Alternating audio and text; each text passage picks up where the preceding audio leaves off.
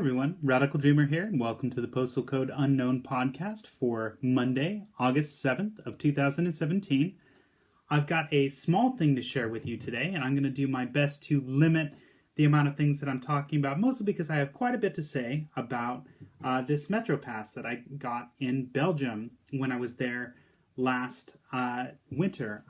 So I went there with my girlfriend, and it was one of the trips that we had spent sort of like planning out, like, okay, well, here, this is mostly to see the Christmas markets, but a lot of a way to sort of experience Europe and see it from a different perspective. And one of my favorite things about travel is being able to see locations over different periods of time. So seeing how a place changes from fall to, or autumn, to spring to winter to summer, it can be incredible. So being able to see Europe during the winter was something that I had been really looking forward to for a long time, because most of the times that I'd spent in winter have been in other areas.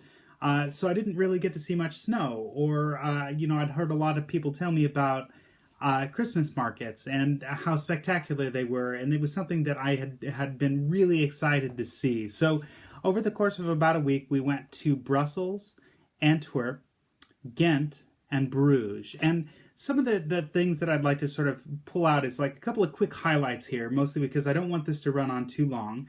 But first and foremost are the frites. So if you're looking for a good place and you like French fries, if you're an American, or if you like chips or hot chips or whatever it is that you call fried potatoes in your home country, Belgium is an incredible place to go. Mostly because most of the frite shops that you'll find, they're hot, they're fresh, they've got all these different sauces. My personal favorite, two favorites really, were the Andalus and the Samurai, which is a little bit spicy and maybe, like I like the Japanese kind of thing. So those were amazing. The chocolate also, we found a chocolate shop called the Chocolate Line that was really spectacular. And it was nice sort of seeing different things in different places. Brussels was cool because it had, I think, probably maybe one of my favorite Christmas markets, just because they really sort of filled out the whole town. And one of the things that I wasn't expecting and was really surprised to see was how they do these wall projections of shows, essentially along like big buildings, mostly cathedrals, where they'd have these light shows or projection shows every 15, 20 minutes or whatever.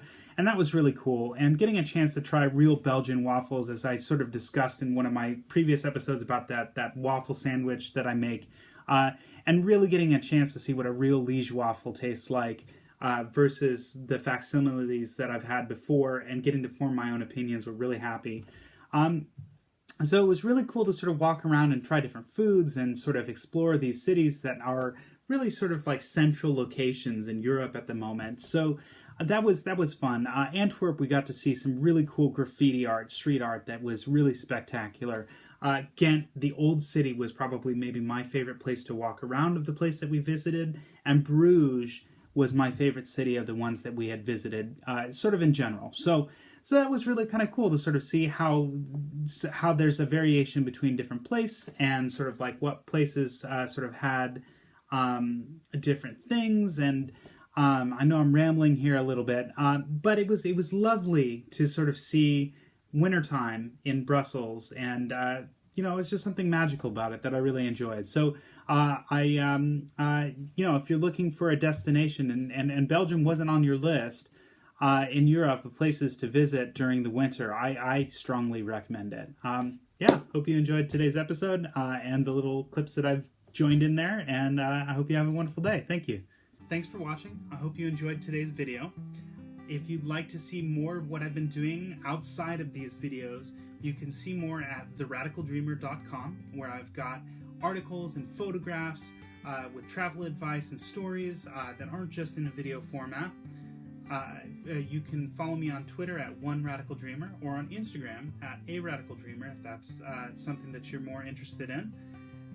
If you're interested in supporting me, I do have a Patreon page up as well, which you can find at patreon.com/TheRadicalDreamer. And that's a way, for as little as $1 a month, you can help support me get better equipment and do more videos of this type, and make a whole bunch more cool stuff to share with you in the future.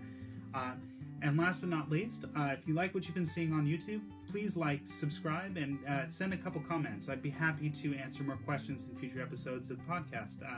Hope you have a wonderful day. Thank you. Take care.